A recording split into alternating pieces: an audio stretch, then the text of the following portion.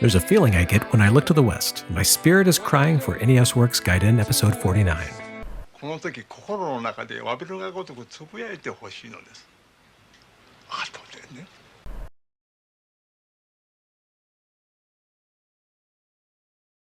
When you think of Western-developed games in the Japanese market, you tend to visualize millions of gamers recoiling with a hiss of disgust as they recite the famous mantra, Yoge Kusoge.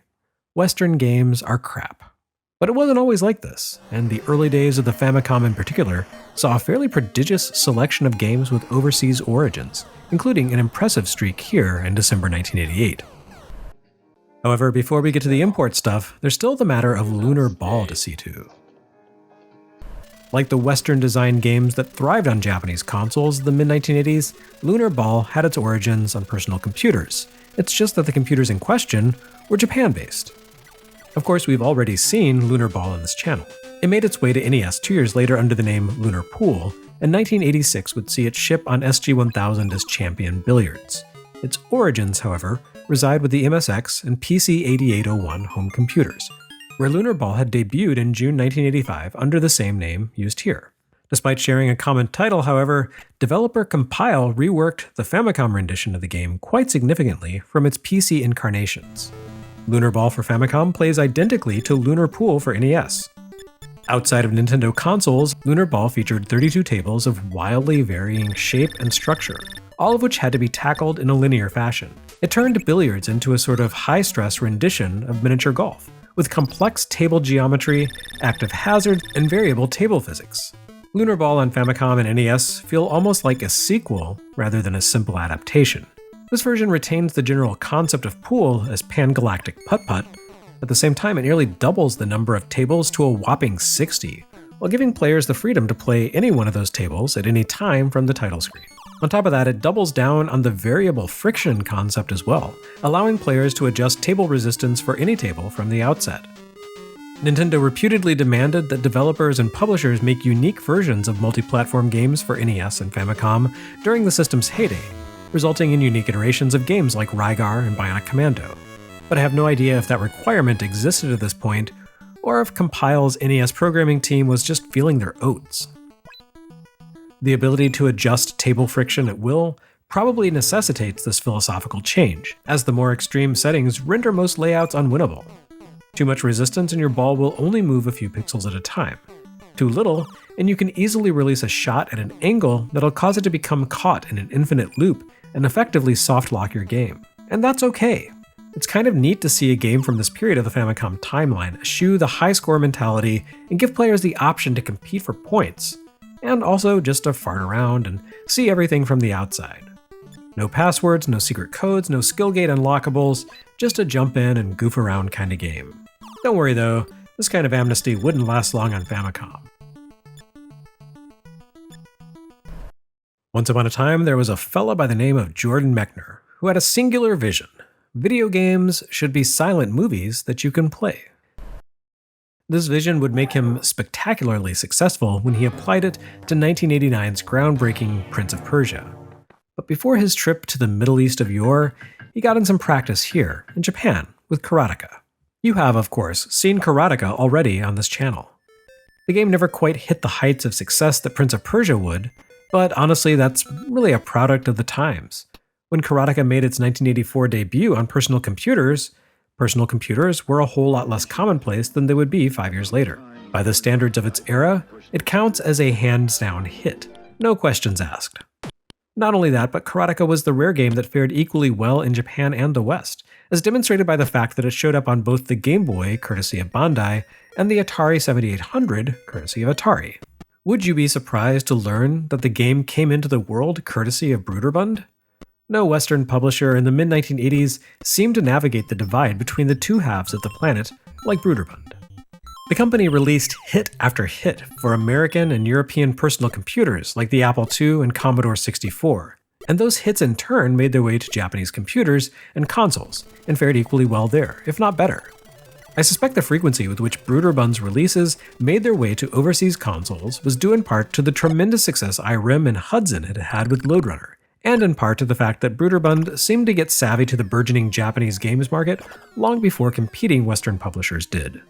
According to the Digital Antiquarian, you can trace that connection back to 1980, when Broderbund's founders established a relationship with Japanese PC publisher StarCraft.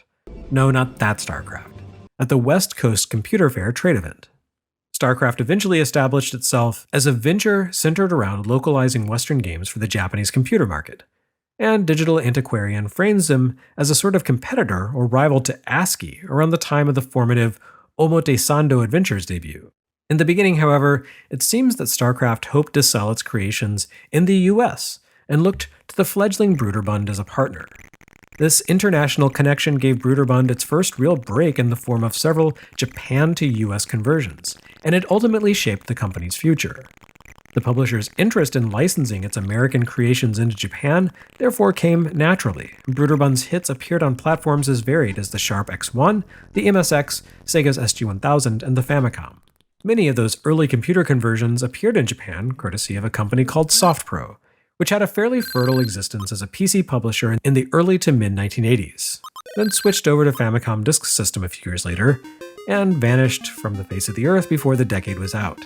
In that sense, you can see Karateka for Famicom as a sort of transitional title, the company's first console release and a waypoint in its journey from modest computer publisher to unsuccessful navigator of the tricky waters of the console market. I don't think you can count this version as a failure though. It plays well and it sold well.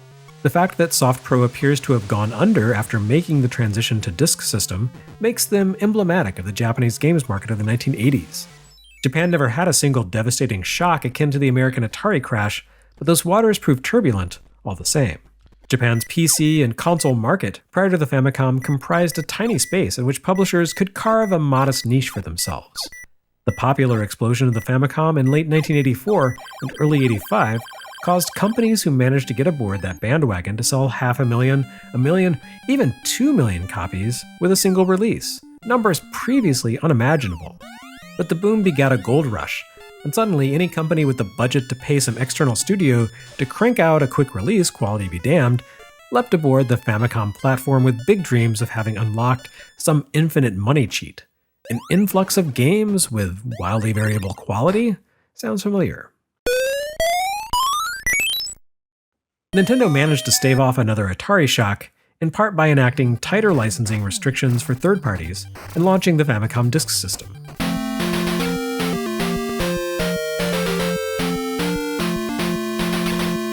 Nevertheless, the golden age of Famicom game sales came to a precipitous end right around the beginning of 1986, where publishers could count on pretty much any 1985 release to sell 500,000 copies at a minimum. The coming year's massive influx of new, unpracticed third parties did a real number on the platform. Consumers could choose from more games featuring more genres and more styles of play, but those games no longer stood head and shoulders within the medium. Where once you could buy a Famicom game comfortable in the knowledge that it would feature better animation, graphics, and music than anything you could find on a competing system, that assurance quickly faded, and 1986 would be a rough time for Famicom releases. Between all the new, inexperienced developers and the fact that the higher performance mapper chips had yet to arrive, you had a lot of studios attempting and often failing to punch above their weight class.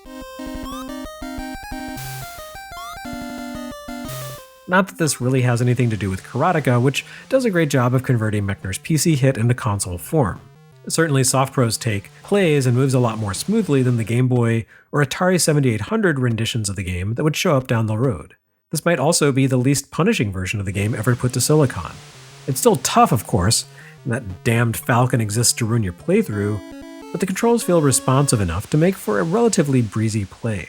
This version of Karateka loves to shift camera focus between your protagonist and approaching enemies, meaning that you do spend a lot of time advancing into Akuma's castle without a real sense of when foes will reach you.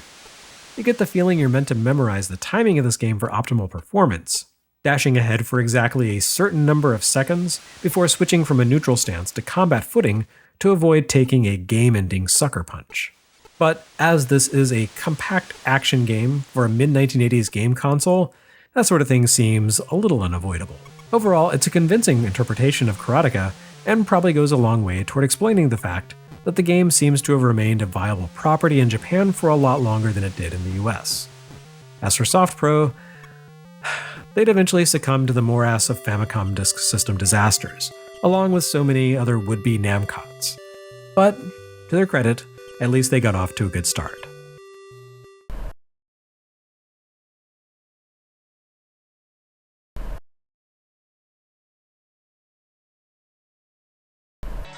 Next time on NES Works Gaiden, more of that insidious Western influence.